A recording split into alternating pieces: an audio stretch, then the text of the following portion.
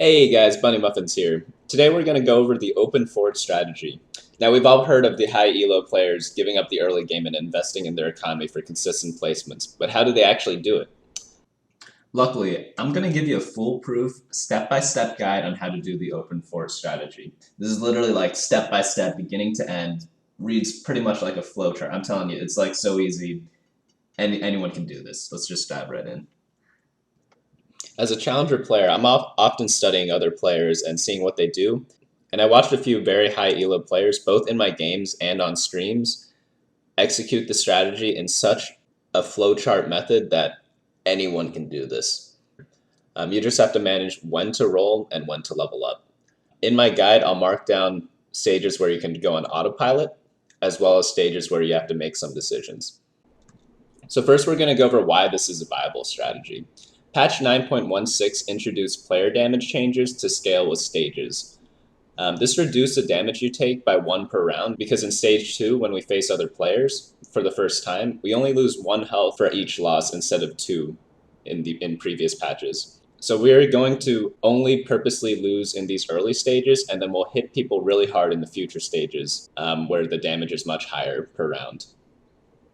So the great thing about the strategy is that it's very consistent. I won't lie to you guys, it's hard to get first place with the strategy. While it is still possible, this is generally a top 4 composition, and it prioritizes consistency over big high rolls. Some factors that play into this consistency are the early carousel picks. Since we do tank damage for the first couple of rounds, we are almost guaranteed to get the item we want in each carousel. Second, we're going to use uncontested champions because everyone's going nobles, everyone's going brawlers, voids, etc., and we're going to use none of those champions.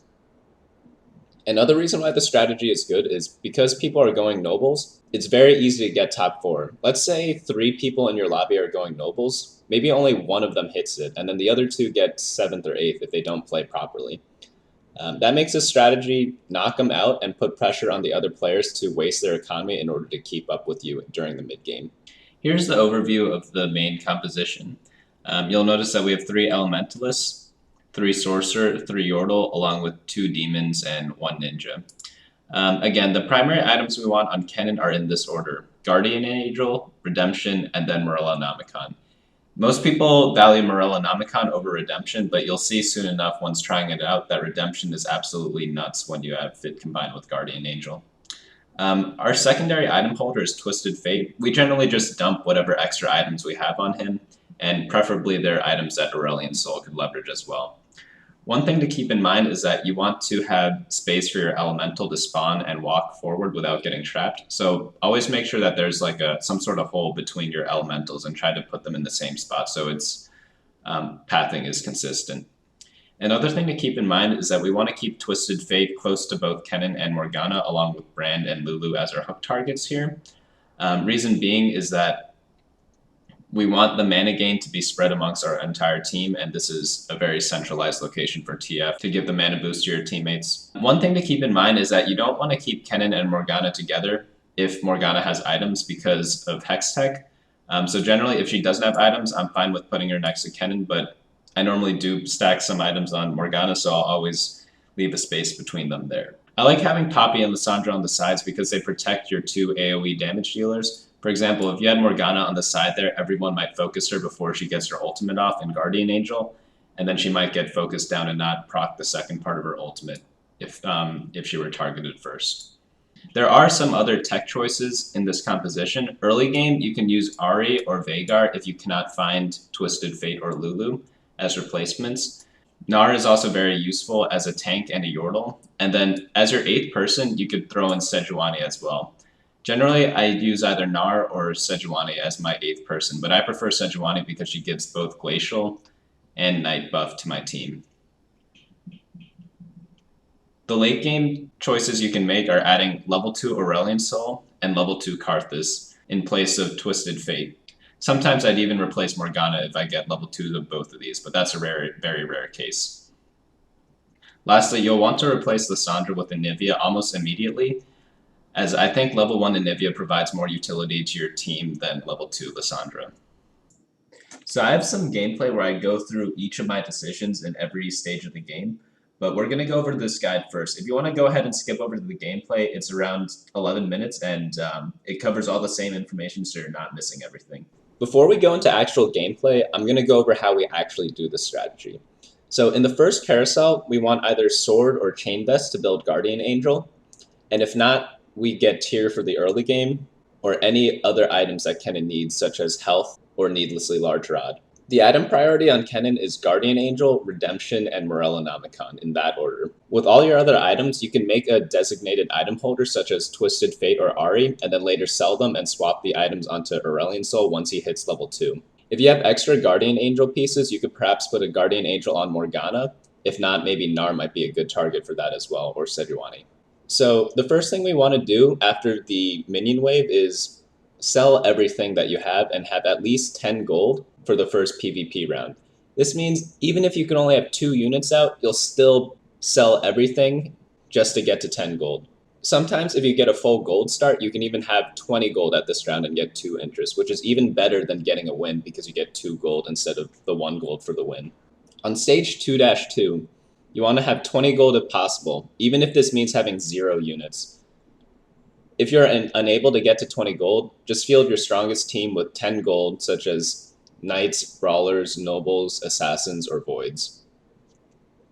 On stage 2-4, you want to finish your Guardian Angel on the carousel. So if you got a Chain Vest in the first carousel, go ahead and grab a BF Sword. If you got a BF Sword at first, grab a Chain Vest. And then throw those items onto pretty much anyone since you don't have anyone on your composition yet. You should have around 30 gold after the carousel. Now it comes to a little bit of decision making. On stage 2-6, you need a level to level 5, which costs 4 experience or 4 gold, to make sure you can defeat the golems. If you cannot defeat the golems, you'll actually need to roll down until you can. This means getting a 2-star unit of some kind, maybe getting a pike to stun all 3 golems, or getting a tanky unit just to make sure that you don't die to this stage. It's very crucial that you do not die to golems. Guardian Angel is very helpful, so you could throw that onto a unit that you may later sell. The units you want to look for are the ones that we went over in the previous section. These are the 3 elementals, the 3 yordles, and the 3 sorcerers. On stage 3-1, we want to roll to around 10 or 0 gold for that same composition, and any 2 stars we can also complete to put on the field temporarily. After that round, you'll want to keep rolling unless you have everything upgraded already, but you generally want to save 10 gold this round on 3-2 for interest to hit level 6 on 3-3. On 3-3, if you are weak or if you have someone else to put in, level up to level 6. This costs 12 gold, and you might roll to 0 after that as well. If you're strong or do not have a unit to put in, don't level. You can wait until stage 3-4 or 3-5 to level. After you level up to level 6, you'll want to roll to 0 in the subsequent rounds until you have all but around 2 units that aren't upgraded yet, and then you want to prioritize gaining interest for level 7 at around stage 4-2. I suggest maybe start ecoing at around 3-4 at 10 gold and then keep going up from there. But this all depends on your team's strength relative to everyone else in the lobby, so you will have to do some scouting for optimal money management. On 4-2, if you're weak, you want to level to level 7, which costs around 20 gold at that time, and then you want to roll to 0 for upgrades and new units. If you're strong, maybe you have a level 2 Kennen, or maybe all but 1 unit is upgraded, you can maybe wait until 4-3 or 4-4 to level up. After you level up, you'll want to roll to 0 every single round until you have all but 1 or 2 units that aren't upgraded yet, such as maybe you still have a brand that's at level 1, that'd be fine. You can keep, you can start ecoing from there. So maybe at stage 4-4, you could start saving again. At stage 5-1, if you have the 8th person to put in, level up to level 8, which costs 36 gold, and then roll to 0 for upgrades. Some nice champions to put in is maybe a Sejuani or a Nar at this stage, if they are 2-starred. If you don't have enough gold to level up yet, wait until you can comfortably level. This would be This situation arises when you have high gold, good units, and decent health. If you are low on health, I recommend staying at level 7 and rolling down every turn just to try to get top 6 or top 4. After you hit level 8 during stage 5, you'll roll to 0 every turn trying to find upgrades. You just continue doing this until the end of the game, and if you have low health, I suggest having a max economy of 10 or 20 gold unless everything is upgraded. If you have high health, maybe around 60 health, you can maybe go up to 30 or 40 gold.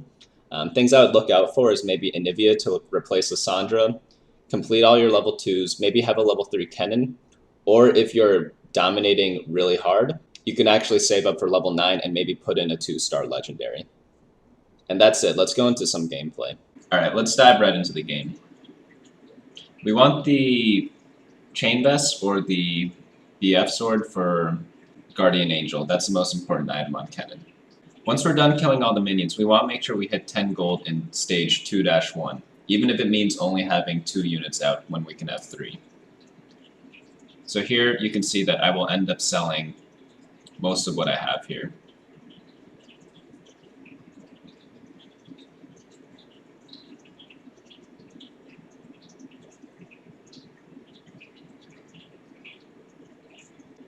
For items, we want to equip items that do not interrupt with our 3-item plan of GA, Redemption, and Morello Namicon. The rest of the items don't really matter on your team, and they're more there for luxury.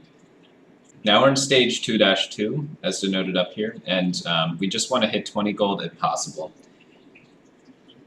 If you can't hit 20 gold, you just want to field your strongest team. Generally, you want to try to have someone kill 1 unit, so a unit who's good for that is Camille because she forces your team to focus 1 target. But in this case, we reached 20 gold, so we don't need to put anyone on the field. Now we're on stage 2-3. We just want to put any 4 units out. So pick whatever the strongest is out of what's available on your queue and just put them out there. Try to go for synergies again. But they're all going to be 1 cost or level 1 units, so we just want to put out whatever the strongest combination we have is. The goal is just to kill 1 person, so position your troops as such. Now in this draft, the first item we want to complete is Guardian Angel, so I go ahead and just pick up the sword. And this is what's great about this strategy. Since you're almost first pick in almost every carousel, you generally get what you want. So that makes this strategy very consistent. Now we're going into our stage 2-4 turn. We already completed the Guardian Angel, and since we have 30 gold already, we can just keep whatever we have out. If we could reach 40, we would go up there, so you can sometimes get it with a full gold start, but we do not have that in this situation. Stage 2-5 is the same as 2-4. Here we're just going to income as hard as we can while putting a damper to all the damage that we have. And you notice that we do have Lulu. If there are pieces that you can see and you can buy, especially Kennen, you want to buy those during these rounds leading into the golems. Now we're on to the Krug round. You'll want to level up as soon as possible and then start rolling for a composition that's strong enough to defeat the Krugs. Some tricks on Krugs is using Pike, because he could stun all of the Krugs, using Nidalee because she can heal, or using Fiora to tank because of her invulnerability is very useful. In this situation, I'm going to use Pike. I think in this particular instance, I don't manage to stun all the Krugs, but sometimes he does manage to do that, which makes clearing the camp very easy. So right when the next round starts, you want to start rolling really quickly for your composition, which is 3 Sorcerers, 3 Elementals, and 3 Yordles. Lysandra can be kind of bait, so you do want to try to not buy her if possible, but we want to roll as fast as we can all the way down to 0. In this case, I'm taking the liberty to use Pirates because I wasn't fast enough in my rolldowns, just to econ a little harder. But in general, you want to have a couple of Sorcerers out and hopefully Kennen. Now we're in stage 3-2. Since we don't have the main components of our composition yet, we want to keep rolling until we do. So you'll see me doing that here.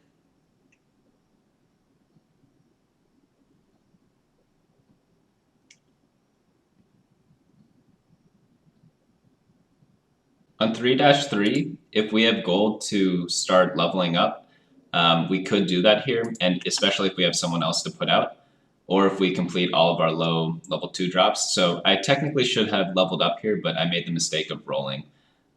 Here you should have leveled up because we already found all of our 2-cost minions, so we want to level up to try to hit the higher cost units.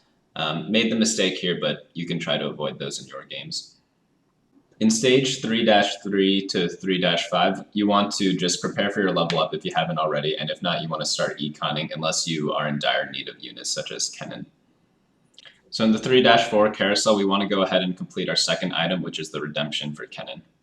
So you'll see me, again, your first pick, so it should be very easy to get the item that you want. We already had the tiers, so I just picked up the belt.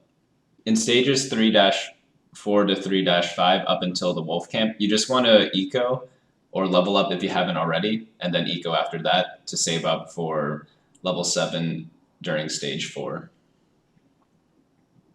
Generally, I start ecoing around this round if I am lucky with my rolls. In stage 4-2, we want to go ahead and level up here to level 7, and then roll down for units again.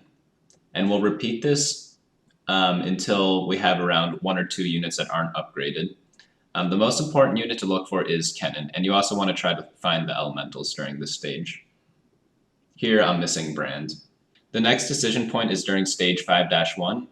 You might have had enough gold to level up if you were on hard eco, but since I was missing Kennen and my elementals before, I was rolling a little more than I ideally would have. But if you can't make it to level 8 during this time, have no worries. You can just save up during stage 5-1 to 5-3 or 5-4 and wait to level up once it's comfortable to do so. Another sign for when you should level up is if you have an 8th person ready to put in. In this case, I have Sejuani out, so I might be looking to do it very, very soon.